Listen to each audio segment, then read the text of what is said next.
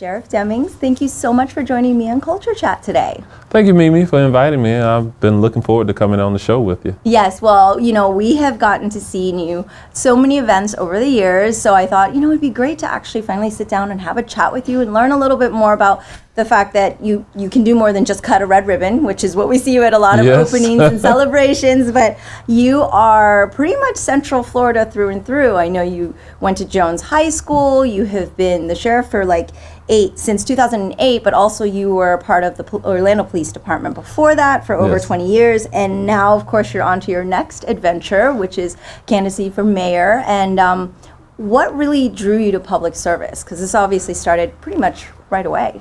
Well, very early on in life, when I was in junior high school here in Orlando, I had a civics teacher who really talked about the importance of citizens getting involved and engaged in their community. And so I had some mentors in life who also taught me to get involved, and my mother really was an advocate for her children to be immersed in the community in which we live. And as I went away to college and trained to be an accountant, when I moved back to Orlando after finishing college at Florida State University, I got a job as an accountant, and I had a fascination though with perhaps working in law enforcement. So I thought I would be a federal agent, go to the FBI, CIA, and when I applied to the federal government, they went into a hiring freeze in 1980, and they suggested that I might want to get some law enforcement, local law enforcement in my background that would make me really much better qualified. And so I went to the Orlando Police Department, I got hired, and once I got there, I really loved the work that I was doing, and I decided to stay and make it a full career. Right. So that's kind of how I transitioned from the business world into the world of public service. And as you know, my cousin recently joined your department in law enforcement, but I often hear that as I've gotten to talk to some of the younger candidates that, they see it as a stepping stone for, SWAT or FBI or that next thing. And then, like you said, sometimes you kind of end up finding that you really love the work. What was it about being at the police department that made you kind of go, oh, I don't want to go federal, I don't want to go, CIA or anything? Like, what really made you fall in love with that to stay with it over 20 years and then become sheriff? Well, Orlando's my home. This is where I was born and raised, and I had tremendous joy in knowing that I was able to impact the lives of everyday people each day that I went to work.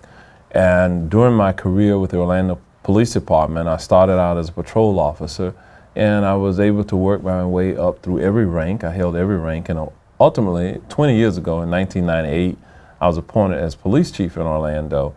And during that career within the agency, I got to do many, many different jobs. So while I stayed employed with the same agency, I did many different jobs over the years that allowed me to directly impact citizens. I was involved in special operations, doing dignitary protections. I had a television show, The Law and You and Police Beat, that I did back during that era.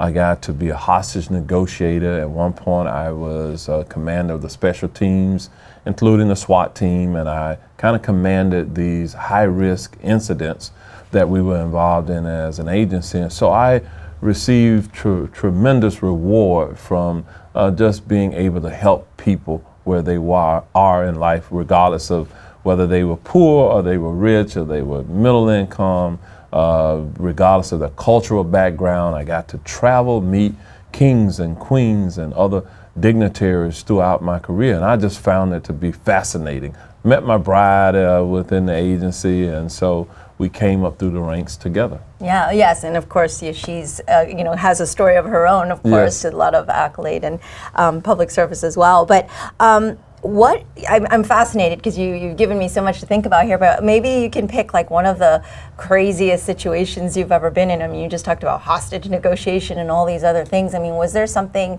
that, obviously I was at the graduation for, my cousin, and, one of the things you guys talk about is come home to your family every night, be safe. And so, you're, speaking very fondly of these memories, but I'm sure there was a lot of danger, and I have the utmost respect for law enforcement because I know that they put their lives on the line. And I mean, was there a time where you felt like, okay, this is just too much because you had a situation where it was like you had to rethink it, or I mean, was there something like that in your career? Sometimes when you're a law enforcement officer, first responder, public safety officer, when normal citizens I would say the average citizen would run away from danger, that's what we train to do. We run to it in order to save lives. And so when I think back over my career, there's probably three things that kind of really stand out to me. One was the Pulse nightclub incident. That was an extraordinary incident in which 49 innocent people lost their lives. Another 60 plus people were injured, and over 300 people were in a nightclub because of a terror attack. That doesn't happen in the average law enforcement officer's career. So I got to be there on the ground that night and be part of the leadership team that dealt with that through assisting the Orlando Police Department. So it stands out. Second incident that stands out for me is I had the opportunity to, and this one is unusual, conduct the symphony orchestra. With that, I really felt immensely powerful when I had an audience of Orange County Public School students, and it was, I don't know, maybe a couple of thousand of them there. And I got to stand up with this wand, and that was one of the memorable things that I've had to do. And then lastly, I've had the opportunity to meet many of the presidents. You know, we have the 45th president now, and I believe I have met perhaps going back to the 34th president of the United States of America. That's amazing. Yes. And but you never really kind of feared for your life, you know, in some of these situations? I've been in some life-threatening situations. I've been in shootings as a law enforcement officer, but because of training and experience, I was well prepared to deal with those situations. So yes, I've had numerous ones of those.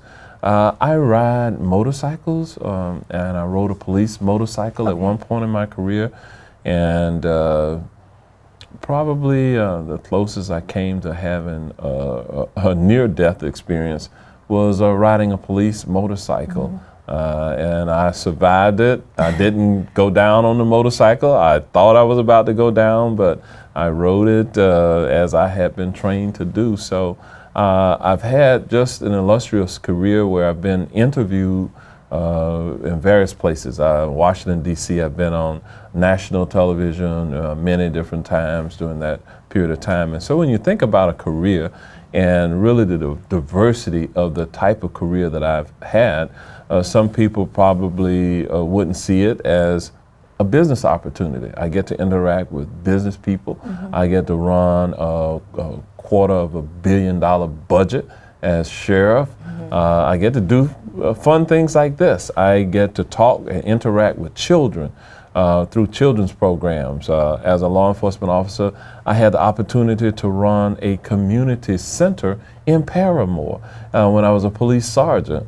And so those are things that you wouldn't normally associate with being a law enforcement officer. Yeah. And, you know, I'm really curious because I'd like to talk to you a little bit about the changes because you've been in law enforcement this entire span. Like you really, I mean, I'm not sure what the average is, but I feel like it's a little more short-lived than the span that you've done. And of course you have forayed into other things, you know, in terms of moving on into the political side as well, because, you know, you're running. But, you know, I find that even just, you know, talking to the younger officers and deputies that it's very taxing your first 2 to 3 years, and some don't make it past that because it's just so much, and you see so much of humanity that maybe you didn't expect to. Like, even though they prepare you, I think it's very different when you are in a situation where it's like day in and day out. There's just most of the time you're not getting called because there's something really good happening. Usually you're not like, hey, come over here because my child just got straight A's. It's usually because there's a challenge or an issue or conflict or, some sort of horrible, robbery or something. So I just find it fascinating that you've been able to kind of stay in it that length of time.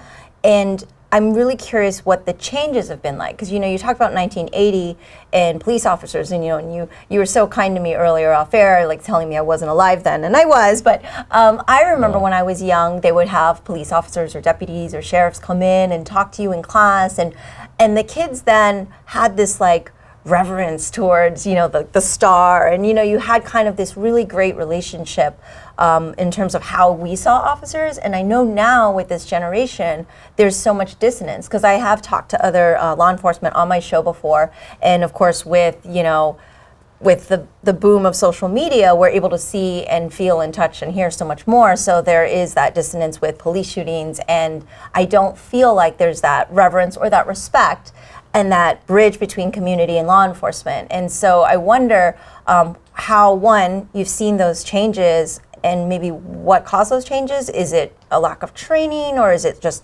not enough people coming into play, or your thoughts on that? And then two, of course, what we can do to bridge the gap between the community and law enforcement. It has been a 37-year career for me. I entered law enforcement in August of 1981. And during that period of time, many things have changed. The way we police has changed. We now have computers in all of our police cars, so the technology is far more advanced than it was then. We didn't have cellular phone capabilities. In fact, the first police car that I had didn't even have AM, FM radio in it. You only listen to the radio, the police radio.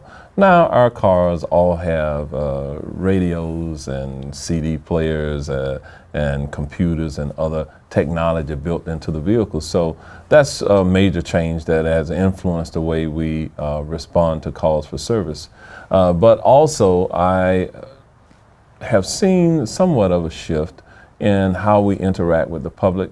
When I started with the Orlando Police Department, it was a community-oriented policing agency. The buzzword back then was community policing, community relations. And that was after the aftermath of some riots that occurred in Orlando in 1980 that created friction between the police department and the public, and riots that occurred in other places in the country. So there was this move afoot to better train law enforcement officers. So there was, under the Department of Justice, there was something called the Law Enforcement Training Program that really was educating more law enforcement officers to get degrees, to be college educated. So many of the law enforcement officers were going to college at that time, getting bachelor and graduate degrees. I started out, I already had a bachelor's degree when I got into law enforcement, but I've also seen the interest. There's always been an interest in police use of force, but that's been magnified now because of technology, the internet, television, and everything else that has occurred. And so what law enforcement has to do is constantly reevaluate itself and whether or not we are meeting the best practices. And so we do that through being an accredited agency with the Orange County Sheriff's Office. We are accredited by a national body. We are accredited within the state of Florida. We're the only major local agency that is accredited at both levels. And so what we do is that tells us that the policies and procedures, the training that we have today is consistent with best practices across the country. We also believe in being transparent. So we have deployed body-worn cameras in our agency. So now deputy sheriffs walk around with body-worn cameras when they respond to calls for service. Again, to document their actions and the actions of the public. That's subject to public record disclosure. So that's something that we have now immersed technology in our agency to help strengthen the relationship and the trust level between law enforcement and the community. We have a number of community not-for-profit organizations that we support. The Orange County Sheriff's Office runs the Children's Safety Village. We also have the Orange County Police Athletic League, and then we engage with organizations like the Boys and Girls Clubs, or the YMCA, the Boy Scouts. We have a chartered Sheriff's Explorer program for young people between the ages of 14 and 21. During the summer months, we sponsor teen academies for teenagers for 1 week, and we invite them into the agency. We share with them the role of law enforcement. We allow them to observe some of the training that we are required to go through. They get to look at the scientific part of our agency with forensics, so they spend some time looking at our forensics lab. And so all of those things are designed to, if there are any gaps between us and the public, to bridge those gaps. We have citizens advisory groups that help us to shape policy for the Orange County Sheriff's Office, and they are citizen volunteers from all walks of life and cultures who come together. And we have advisory groups within the Sheriff's Office that advise me as sheriff to make certain that when we deliver the service to the community, that we are delivering what the citizens really want. And so that's how we are able to make certain that we are providing the type of services that the citizens deserve and that they really want in our community. Yeah, well, I know it's an immense challenge, and it's obviously something that's probably only going to continue to get harder, but I definitely commend you on all of the things that you guys are doing. I just know that it's just been very difficult, you know, so, and it's something that I've talked about previously on my other shows as well. It's something I've been very concerned about, because I do have, like, respect and reverence for, like, the work that is done, and I feel like there's just, you know, it's a hard bridge, you know, and it takes time. Overall, though, the relationships are really healthy. Yeah. They are really good. When we interact with children and youth and the citizens, 99% of what we hear is good. Yeah. You know, most of our personnel do what they're supposed to do on a day-to-day basis. And so I remain really optimistic about our community and the viability of the community. We hire for diversity at the Orange County Sheriff's Office, and so our agency reflects the broad diversity of our community. We have individuals who multicultural. They were born in other countries. Now they have their citizenship. They're here. They're Asian. They're Latin. They are Caribbean. They are European. They're African Americans, and they really all work within this agency and bring the kind of input that helps us model best behaviors.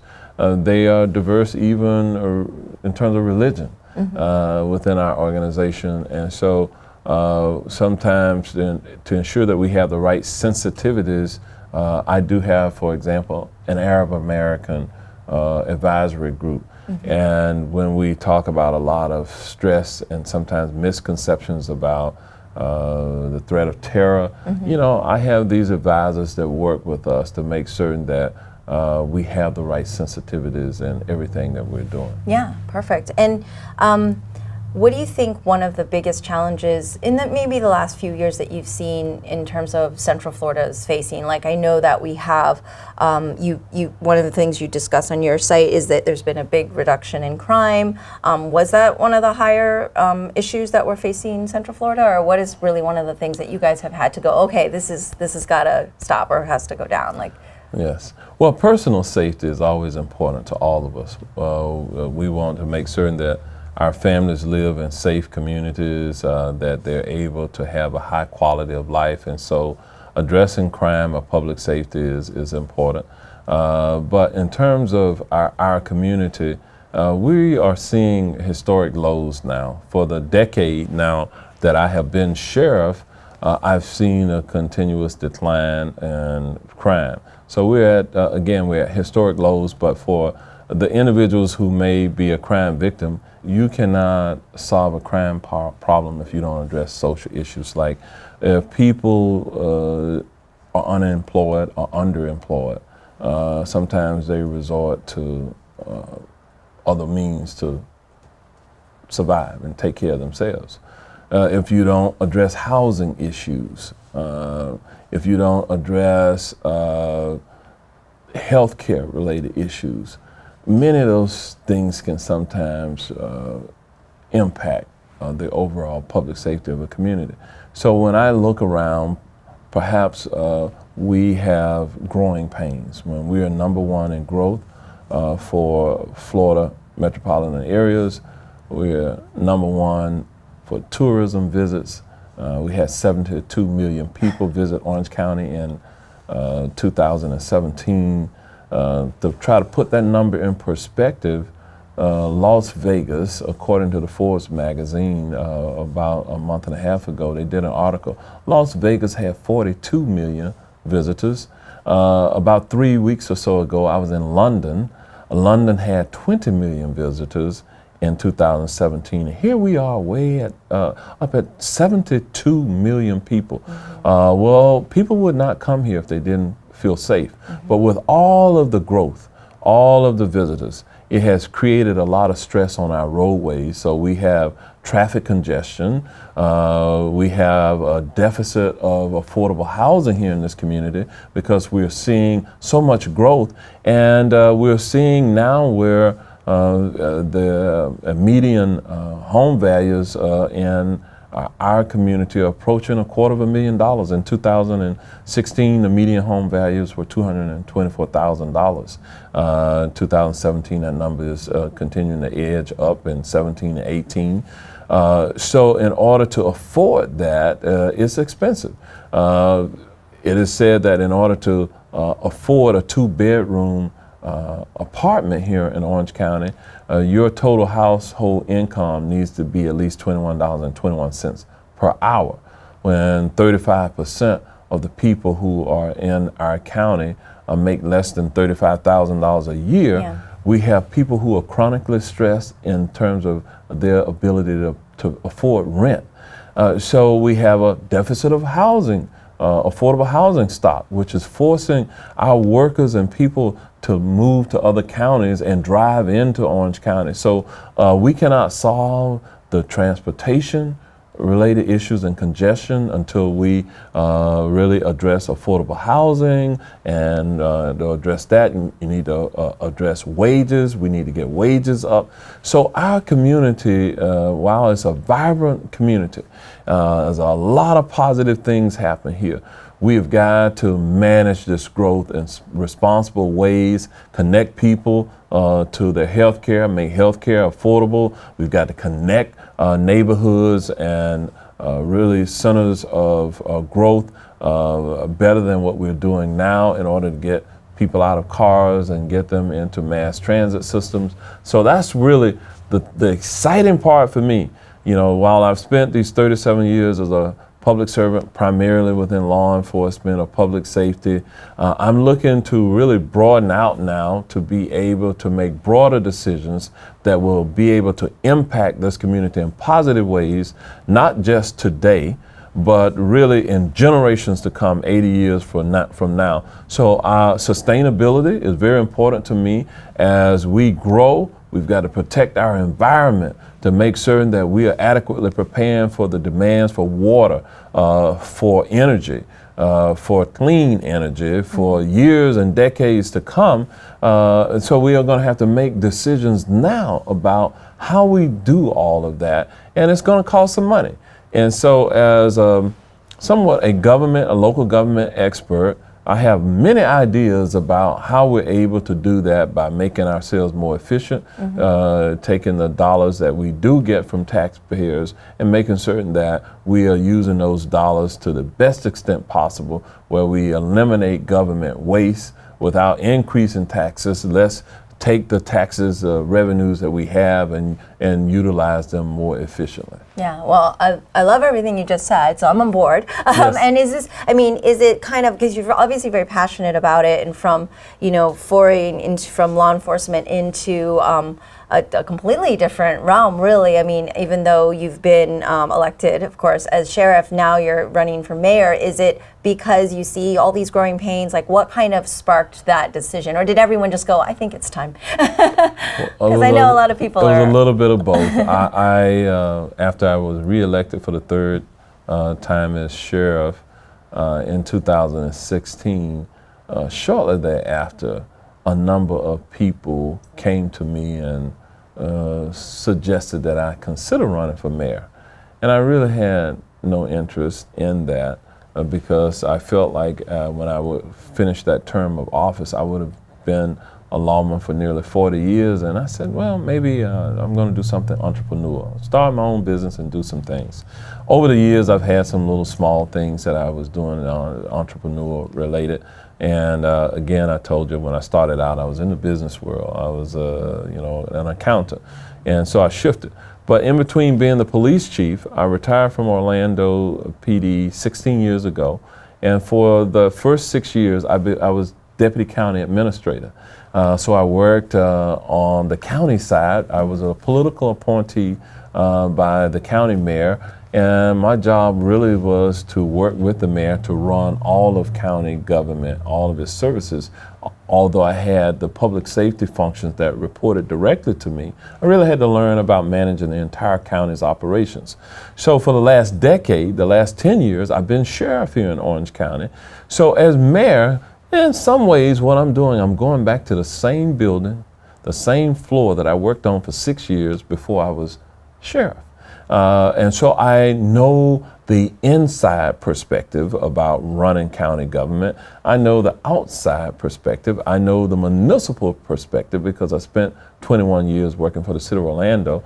And I have now been involved statewide, involved in some appointed gubernatorial appointments over the years, so Florida Supreme Court appointments. I was even, during the Obama administration, I was appointed to the FEMA National Advisory Council, which I still serve on. This is my fourth and final year serving on that. The terms of offices for those political appointments are staggered. And so next month I will come off of the National Advisory Council, which sets policy and gives advice, I should say, to the FEMA director on policy matters for the entire nation. And so on that body, I represent local elected officials from around the nation on this 35-member panel. So I'm saying to people that I'm well qualified to do the job. I've studied, I have an MBA. I've studied at Harvard to manage governments with people from around the world. Mm-hmm. So I'm just suggesting that I'm the right person at the right time now because the current county mayor is leaving office because of term limits. Mm-hmm. The county mayor cannot be mayor for more than 2 consecutive 4-year terms. So her 8 years will be up on December the 4th. And so it is my prayer, my desire to, on that day, cease being the sheriff and begin being the mayor. So to continue my public service, but at another level, out of an outcry from citizens in this community, and also from my own internal inspirations to have a difference, make a difference in the lives of our people here. So I'm just continuing my public service, but in a different office at a different level. Yeah, and it's quite an undertaking. So I mean, and it's quite a commitment. Really, it's really a big commitment. So I applaud you for that. But I know that like I said, I'm on board. Like I'm on this show, I get very political.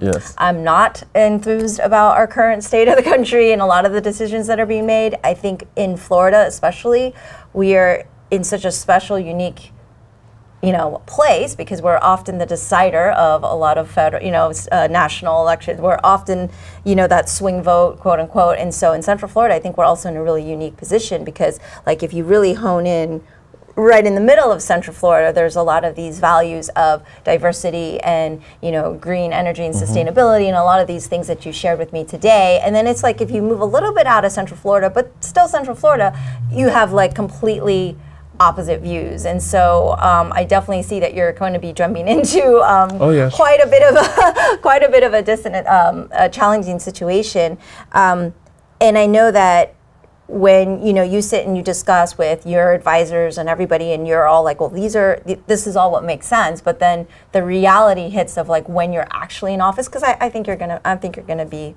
mayor, and so I'm hopeful for that. And so if and when you're in office, and I mean, what do you think is going to be that biggest challenge? Because I know that once you're actually there, all the things that you want to do, my listeners are going to laugh because I always talk about The Wire. It's like my favorite show of all time. Yes. But it's like, you have all these ideals, and then when you're actually in it, it's really hard to implement things that you want to implement. What do you think is going to be your biggest challenge? I really look forward to it. There's a myriad of things and challenges that we have as we pursue being a world-class community and improving the lives of working-class people. That's ultimately my goal, so that we maintain the quality of life, an excellent quality of life for our citizens. But I will assemble a great team of partners in this effort. Employees, senior managers who will assist me in making my vision for the county become a reality. I have a great track record of having a vision, but then executing that vision. So the only way that we can do that is you got to get into the arena. So that's what, rather than sit on the sideline and try to deal with it as a constituent, I've chosen to get directly involved in these areas of elective office. So in terms of challenges, you heard me mention that I believe that one of the biggest challenges that we have is solving the lack of affordable housing here. Right. And that's a complex issue because there's two ways to do it. We need to build more affordable homes, one, and we can do that by leveraging the dollars that we should have now. In the state of Florida, we have something called the Sadowski Trust Fund that was created back in the early 90s, which on every real estate transaction, taxpayers pay a fee that is collected by the state, and it is for affordable housing issues statewide. Well, for the last several years, including this past legislative session, the governor and the legislature took millions of dollars. In fact, this last year, I think the number was something like 185 million was diverted from this fund that was created for affordable housing issues. They took it and realigned it in the budget to address the school safety issues. The same happened last year. Money was swept from the fund. So I believe that we should demand from the governor and the legislature, give us the funds, use the funds that the taxpayers said they wanted to use it for, and then address those other issues in other ways from other areas of the budget. So that's one. I think we should try to work with the developers, the builders, to reduce the cost of housing. And whenever it takes too long to build a house, that costs money. Mm-hmm. And through our re-engineering, our permitting processes within the county, I believe that we will be able to reduce the time it takes for them to build homes, because that time and that cost is passed on to the consumer. Then I think that we have to incentivize people who own properties, who rent to low-wage earners. We can supplement their revenues by creating incentives if they make use of it for affordable housing. We can address it through land use and zoning issues to create more density. We're going to see where our housing is going to, I think, take on a different character where people will have maybe share a common area. Like on many college campuses now, you see the dormitories, the apartments where the students may have their own individual bedrooms and bathrooms, but the common area in the middle of the maybe if it's a 4-unit apartment, the kitchen and the utility area, the lounging area is shared. Well, we're going to see families doing that same type of thing in order to enhance the square footage usage, to get a bit more efficient use of square footage in housing. We're going to see all of that happen as a community. So I think addressing affordable housing, connecting our communities together through mass transit, those are going to be key things that the mayor is going to have to address immediately, because we already have this deficit. We have a homelessness issue here. You can't address homelessness adequately if you don't address affordable housing. You can't adequately address homelessness if you don't address mental health treatment and substance abuse treatment. So we have great plans, and that's part of our overall health care as a community. We want to make us a very healthy community. So we have walkable, bikeable, drivable, communities where we have bike pathways to make it more safer for bicyclists, and if we can increase the preservation lands that we have here as a county, our park space, our green space, all of that really speaks to the overall, I think, quality of life as a community. So as mayor, I'm going to be in the middle of all of that, and I'm going to be part of the leadership team to make certain that we have a ready workforce. That means we have to work with the universities and the technical centers and even the construction trades industries and the unions to make sure that we are training people to be able to move into these jobs that we will have here. I want to create an entrepreneur ecosystem where we encourage people to go into business, the right businesses to help support the growth that we have here. But I want them to win by incentivizing through incubators and accelerators, these little co-ops where you may start your business at reduced rent or no rent in one of these co-op spaces. But once you're able to stabilize your business, to grow your business, and you can move out, I want those successful businesses to turn around and put money back into the ecosystem to help support the next entrepreneur who is coming behind them, who's trying to grow their businesses. So we will try to attract more corporate headquarters to move here, but if they don't move here, let's build our own. Let's create our own technology-based corporate headquarters here by investing appropriately into some of these businesses, and my expectation is that, again, they give back. So my vision for this community is broad. I want it to be like the environmental prototype community of tomorrow. Some people see that as Epcot. I was just going to say, it sounds a lot like a Epcot ride I've been on. If you think about Epcot, yeah. Epcot is this wonderful place where there's this convergence of cultures from around the world, and then when you're there, it's clean. You see clean energy. They're powering the various facilities through solar energy and other energy manners. They're not using fossil fuels. Right. You have a monorail system, and that's what we want our entire community to look like, where it's clean, it's safe, it embraces technology. We're going to have here very soon driverless vehicles on our roadways and other things. And so I want our community to be on the leading edge of these types of things. And so I'm just so excited about the potential, if we manage this appropriately, what we can develop here. Much like Walt Disney had that vision for Walt Disney World and Celebration and Epcot. He was a visionary. Many of those things have come to a reality today. So we want to focus on the technology-based businesses, science, engineering, math-based businesses, because they have come with higher wages for the most part. We have a medical school here with UCF. Right. UCF is now in the midst of trying to get a dental school.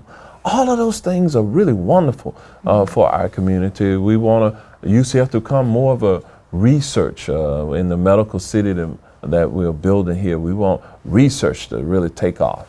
We want to grow our simulation-based businesses, our defense-oriented technology-based businesses. They're doing very well. They're thriving. You know, where recently it was announced that Lockheed Martin and Siemens received over $500 million in contracts to do some military-based developments, and so I think this is a wonderful thing that I see for our community that's happening as we transition. And how long is the office for mayor usually? 4 years. And then the mayor can be two That's consecutive a lot to terms. get done in 8 years. Won't get it all done in 8 years, but what we are going to do, we're going to be well on that pathway. So for me, my vision for this county isn't for 8 years.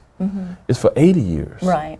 I want the decisions I make today to be sustainable, where it's the right decision for the people living here and now, but the people in the generations 80 years from now, I want them to look back and say, you know what?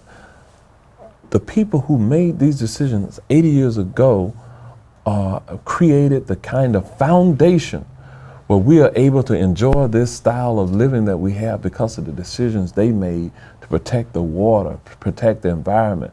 They were forward thinkers. They got away from fossil fuel. So we're going to lay the framework, the groundwork for the 80 to 100 years from now, but we're going to take care of the here and now as well, and it's going to take time. Some of these things are going to take years or decades to do. Yeah, I mean, not to dampen your plan, but I mean, in 80 or 100 years, Florida might be, or Orlando might be beachfront property, you know? So we may need Epcot to really, I hope Disney has a plan. I'm thinking they must have a plan because they're Disney World, right? We just don't know about it yet. They're somehow going to That's why we have to go to alternative energy sources, Yes. so that we protect the environment and we don't have the continuation of global warming, and the science behind that I think is real. Some people dispute it. They think it's just, you know, fake news and what have you, but it's really a reality. And Florida, if we do this correctly, we should be able to stabilize some of these negative impacts on our environment based on decisions that we've already made as you know, a human race. I certainly hope so. Yes. Now, you obviously are entrenched in work all the time, but on another level, what do you do to kind of step away from it? What do you do for fun, or what do you do to kind of not think about work? Because I think it's essential. Normally, I spend a healthy amount of time with family. I'm a Christian, so I spend a lot of time in faith-related things. But the fun things that I do, I like riding motorcycles. Generally, I like working out, you know, because I'm doing two things right now. I'm way off my workout schedule. But I really like going to cultural events. I like the opportunity to travel and see how people live around the globe. And I like just kind of getting away, you know, sometimes, and going to an NBA game, going to an entertainment venue, you know, whether that's something at the Dr. Phillips Performing Arts Center, or a musical or a concert. Those are all wonderful things for me. Sometimes it's just sitting around, meeting people, experiencing different cultures. So you see me at a lot of events. I see you at almost every Chinese New Year. I see you, but also lately Yes. there's been a lot of grand openings for a lot of the Asian community businesses. In our culture, especially, I find that there is a huge like entrepreneurial mentality where they want to kind of build their own. I mean, hence even my father built his own business and family operated and owned, and just those smaller businesses, which are harder and harder actually to maintain now. With like the one I just saw you at was they're opening like a electronics and household store, and I'm like, well, everyone can just order on Amazon. So I find it very bold that they're still kind of popping up and trying to kind of support that way. And but I see you at all these cultural events, and which is very nice, and that's why I've gotten to know you over the years. Yes. But I do say the sheriff's department, if and when you do become mayor, they're definitely going to miss you as their I will their miss sheriff. it, but I have, from the day I went into the sheriff's office, I tried to prepare that agency for the future and for the person who would succeed me. I feel pretty good about where we are. Crime is at an all-time historic low. I've gotten the pay of my deputy sheriffs up. They're some of the best paid law enforcement officers here in the region. We have reduced the risk management expenses in our agency, the litigation costs. We reduced the number of times that we use force on people. So the overall health of the organization is really good. It's at a great place, and so I can confidently transfer through an orderly transfer of the influence, of the power, the leadership of the agency to the next person. We have trained our personnel to assume greater leadership. We instituted a great developmental program to teach them how to be better leaders, a program that I was exposed to by some great leaders who pushed me along the way, and so I have used that methodology in this agency to prepare. So I don't know who the next sheriff will be. Publicly, I have said to many people that out of the three candidates, I'm supporting Chief Mina from Orlando. I don't know whether he'll be the guy or not. He's got to run his own race and convince the people that he's the best person for the job. But in either case, whoever the sheriff is, I care about that agency. I care about this community, because the Orange County Sheriff's Office is a complex operation. And daily we get to make life or death decisions. If the wrong person is in the leadership of that organization, it can be catastrophic for our community. And I don't want that for this community. As we're trying to grow, become this world-class community, I don't want the wrong person getting in and turning the hands of the clock backwards. Right. We embrace diversity. We're still celebrating first in this community. We're still the South in America, and the South has these negative historical connotations. And sadly, we're still celebrating the first woman, the first African American, the first Asian, et cetera, first Hispanic to do this or do that in this community. But we're getting there. And so I want to be part of that because I think when we celebrate the diversity, we become stronger as a community as a result of that, as opposed to not embracing that. In terms of even you mentioned nationally, some of our immigration policies have not, currently today, they're not friendly to strengthening America. We are the United States of America that have, we're a multicultural country now, and this country was built on the strength of immigrants who came here from across the globe, and we should never forget that, that is what makes America somewhat unique, where you can come from wherever, and if you're willing to work hard, play by the rules, you're able to realize the American dream itself. So I don't want us to forget it. If we're not careful, when we create division, that is not healthy for any community. It's not healthy for our nation. When those of us are in leadership roles and we use our words, our communication to divide. No, our words should be to unite. I don't like the partisan politics sometimes because if we're all honest with ourselves, I believe the majority of us, if you had a script of the ideologies associated with a particular political party, you would probably say, well, I might agree with 90% or 50% of it, or not all of it, regardless of your party. The majority of Americans are really somewhere in the middle. But in our political system, if you're not in one of the major parties, you don't really get to play. Right. But myself, I'm more of a fiscal conservative, somewhat of a centrist, but been elected 5 times through 3 general elections, 2 primaries as a Democrat. But I've always gotten bipartisan support because I believe that we should make decisions about what's right, and we should love our community over our party.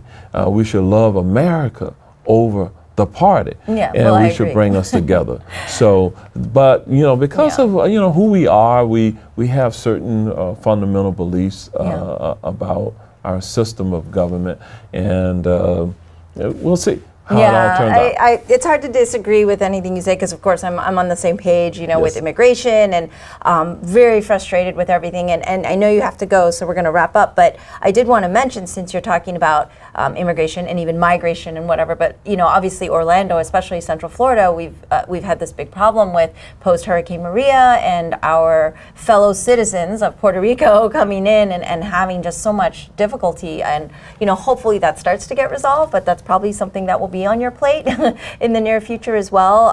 And I love that you obviously express the love for diversity and that the principles that you and I both share. And it is very frustrating though when even our president and the administration currently, it's just kind of opposite of kind of what our principles, what we just talked about. We feel like we're founded on the immigrants because we are all immigrants here, unless you're Native American. and and it's pretty sad when you see families being torn apart and all these things. But in terms of the migrants and those trying to get here from Puerto Rico because they still don't have power, their houses are not going to be rebuilt. I mean, I know that just even a few weeks ago we had an issue with the possibility of tent cities, all these things happening. I mean, how do you kind of see that dynamic playing out? Well, it's a complex issue because it's, as I said, I'm on the FEMA National Advisory Council, and earlier this week I participated in a conference call, and part of that was about after we as Americans experience a disaster, we want to return people to a sense of normalcy faster and deliver the services that FEMA is vested with doing. Related to the hurricane season, not just the Puerto Ricans were impacted by the hurricane, but we had Floridians. The hurricane impacted Florida.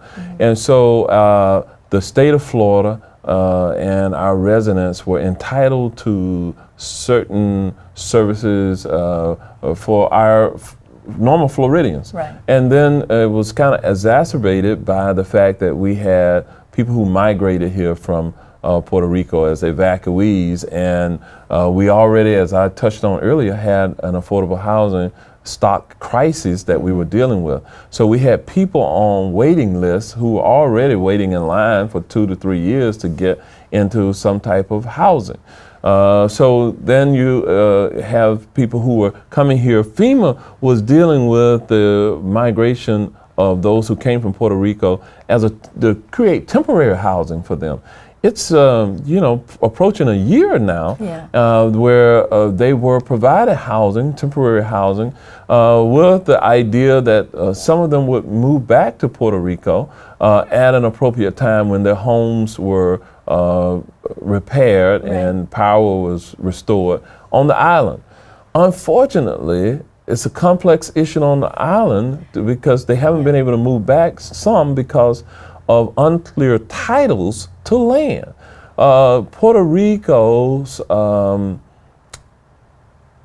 record system for recording clear title and ownership of land is somewhat convoluted.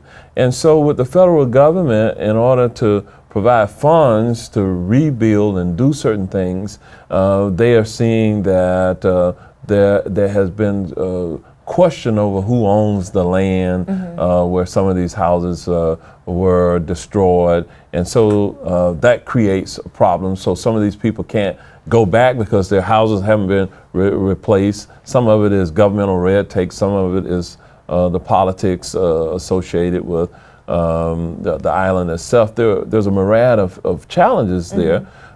Some people don't want to go back. They want to stay here and raise their families because they perceive that this is a better place for them to enjoy a high quality of life. So we have more people who of Puerto Rican descent through on the mainland U.S. now than are on the island. Yes. You know, and so we in Central Florida still need to get our hands around that, create pathways for these individuals to get housing, to get jobs, employment, enroll their children in schools, and do all of those unnecessary things. And so it is a shared responsibility. The federal government is better positioned to provide these kind of holistic services for the evacuees, and then the state of Florida, and then those of us at the local county level. So we really need to coordinate at all three levels in order to provide the best services for our friends from Puerto Rico, as well as the others who were impacted by the storms and who have these social challenges that we described already. Okay, well, I can't take up any more of your time because I know you have another meeting to run to, but thank you for being so gracious with your time, being here and sharing your vision. I look forward to the election, and I wish you all the best of luck, and I will be rooting for you. Thank you very much. I look forward to it as well. August the 28th. All right. That's what we're asking. Everybody make sure you're registered to vote. Yes. And go out there and vote. Thank you so much. All right, thank you. That's all for today's episode. Thanks for listening to Culture Chat and hope you enjoyed the conversation. Please subscribe and rate my podcast. Feel free to leave me suggestions or send an email to mimi@culturechatpodcast.com or follow me on social media at Sifu Mimi Chan on Twitter, Instagram, or Facebook.